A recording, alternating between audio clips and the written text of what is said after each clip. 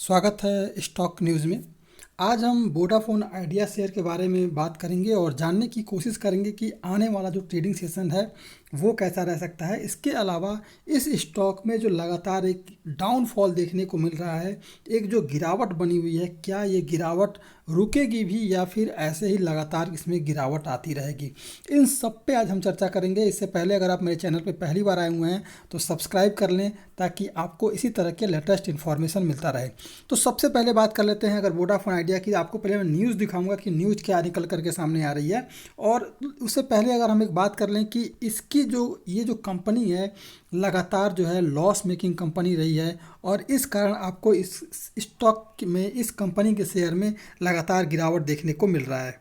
बात कर लेते हैं कि वोडाफोन आइडिया को लेकर के क्या न्यूज आई है। देखिए, न्यूज ये आई है, वोडाफोन आइडिया बोर्ड की आज बैठक हुई है और उस बैठक में ये नतीजा निकला है कि वोडाफोन आइडिया के जो प्रमोटर हैं उन प्रमोटर से लगभग 4500 करोड़ रुपए जो है वो फंड रेजिंग करेगी वोडाफोन आइडिया कंपनी। और ये जो फंड रेजिंग है इसके लिए जो है वो लगभग शेयर देगी, 340 करोड़ शेयर जो है वोडाफोन आइडिया जो कंपनी है वो प्रमोटर्स को अपने शेयर देगी और 4500 करोड़ रुपए इन अपने प्रमोटरों से जुटाएगी। इसके अलावा जो आज बोर्ड की बैठक हुई है उसमें लगभग 1450 करोड़ यानी कि 1450 करोड़ रुपए जो है 14,500 करोड़ रुपए जुटाने की मंजूरी मिली है। और ये जो कंपनी है वो 14,500 करोड़ रुपए और जुटाएगी। लगभग वो सिक्योरिटीज जो है उससे जुटाने वाली है 10,000 करोड़, और 4,500 करोड़ रुपए जो कंपनी है वो जुटाएगी अपने प्रमोटर से। तो ये न्यूज़ निकल के सामने आ रही है। लेकिन अब सवाल ये आता है कि जो कंपनी ये फंड रेजिंग कर रही है क्या इससे इसकी हालात सुधरने वाले हैं। तो देखिए, जो ये कंपनी है लगातार लॉस मेकिंग है और इससे इसके हालात नहीं सुधरने वाले हैं। अगर ये फंड रेजिंग कर भी रही है 14,500 करोड़ रुपए, उससे भी इसके हालात नहीं सुधरने वाले हैं। इसके पीछे का रीज़न ये है कि अब जो आने वाला समय है उसमें जो है 5G टेक्नोलॉजी यूज होगा, और कंपनी के पास इतना फंड नहीं है कि ये जो है 5G टेक्नोलॉजी से ये कंपटीट कर सके और उस तरह की सुविधाएं जो है अपने कस्टमर को दे सके। इसलिए आपको अभी इस स्टॉक में और गिरावट आनी बाकी है और इसमें गिरावट आ सकती है। तो अगर इस कंपनी के क्वार्टरली रिजल्ट की बात की जाए तो क्वार्टरली सेल जो है इसका आप देखेंगे क्वार्टर एंड क्वार्टर बेसिस पर लगातार जो है डिक्रीजिंग है, यानी कि सेल में इस कंपनी के लगातार हमें गिरावट देखने को मिल रहा है। इसके अलावा अगर आप देखेंगे इस कंपनी का जो प्रॉफिट है वो प्रॉफिट नहीं बल्कि लॉस मेकिंग कंपनी बनी हुई है, और अपने लगभग जो है पिछले अगर हम 2 साल की बात की जाए, 2 साल के क्वार्टरली रिजल्ट की बात की जाए तो कंपनी लगातार लॉस मेकिंग बनी हुई है।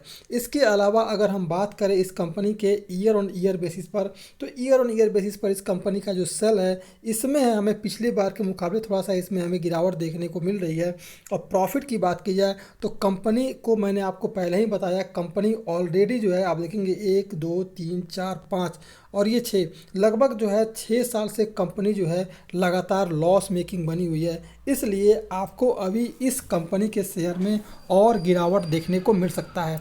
अगर आपको ख़रीदारी करनी है तो भारतीय एयरटेल आपके सामने जो है स्टॉक जो है भारतीय एयरटेल वो एक बेहतरीन विकल्प हो सकता है, और वो शेयर आपको बेहतरीन जो है प्रॉफिट दे सकता है। लेकिन अगर आप वोडाफोन आइडिया में अगर निवेश करना चाहते हैं तो फिलहाल इसमें आपको उस तरह की तेज़ी देखने को नहीं मिलेगी। अगर बात की जाए इस कंपनी के इक्विटी ऑफ रिटर्न की तो देखेंगे कि कुछ भी नहीं है बल्कि एकदम निगेटिव बना हुआ है, और कंपनी जब लॉस मेकिंग हो तो फिर आपको इसमें से किसी तरह का रिटर्न मिलने का सवाल ही नहीं है। चार्ट पर बात की जाए वोडाफोन आइडिया के स्टॉक की तो देखेंगे कि तो लगातार इसमें एक डाउनफॉल बना हुआ है। इसके अलावा अभी ये जो शेयर है वो लगभग अपने सभी जो है मूविंग एवरेज के नीचे इस समय ट्रेड करता हुआ दिखाई दे रहा है। इसके अलावा अगर आप देखेंगे तो अगर देखा जाए कि आने वाला जो ट्रेडिंग सेशन है वो कैसा रह सकता है, कि क्या अभी इसमें हमें और गिरावट देखने को मिलेगी। तो देखिए, अभी जो नीचे की तरफ का आपका जो लेवल हो सकता है, अगर गिरावट आई इस स्टॉक में, अगर आपको और गिरावट देखने को मिली तो लगभग जो है पहला जो सपोर्ट होगा वो लगभग 10 रुपया 10 पैसा के करीब होगा। यानी कि अगर गिरावट और आती है इस स्टॉक में अभी तो ये 10 रुपये 35 पैसे पर बंद हुआ है ये स्टॉक। लेकिन अगर इस स्टॉक में गिरावट आई तो जो पहला नीचे का जो लेवल आएगा वो है 10 रुपये 10 पैसे के करीब। और इसके अलावा अगर बात की जाए इस स्टॉक में अगर दूसरी गिरावट और लगातार इसमें अगर आपको गिरावट देखने को मिलती है तो फिर ये जो स्टॉक है लगभग जो है 9 रुपये 8 रुपये के करीब इस स्टॉक में जाने को देखने को मिल सकता है। यानी गिरावट अगर लगातार जारी रही तो ये जो लेवल है आपका लगभग जो है 9.5 रुपये के करीब जो है इसका दूसरा आपको टारगेट देखने को मिल सकता है।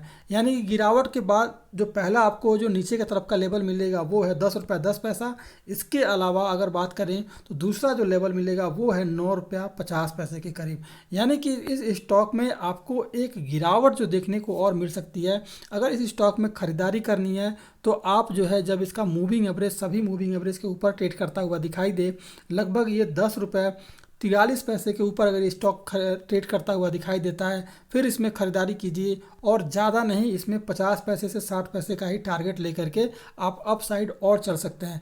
देखिए फंड रेजिंग की जो बात आ रही है उससे कंपनी के परफॉर्मेंस पे कोई ऐसा असर नहीं आने वाला है, क्योंकि कंपनी जो है उस तरह का जिस तरह का 5G टेक्नोलॉजी आने वाला है उसको लेकर के कुछ इस तरह का काम नहीं कर सकती है, क्योंकि इस पर ऑलरेडी पहले से बर्डन है। तो कंपनी के शेयर पे भी आपको वैसा तेज़ी देखने को नहीं मिल सकता है। इसलिए अगर निवेश करना है तो भारतीय एयरटेल आपके पास बेहतरीन विकल्प है, उसमें आप निवेश कर सकते हैं। फिलहाल वोडाफोन आइडिया के लिए इतना ही है और अभी इसमें गिरावट देखने को और मिल सकती है इस स्टॉक में। ये था वोडाफोन आइडिया पर। अगर आप मेरे चैनल पर पहली बार आए हुए हैं तो सब्सक्राइब करना ना भूलें। Thank you.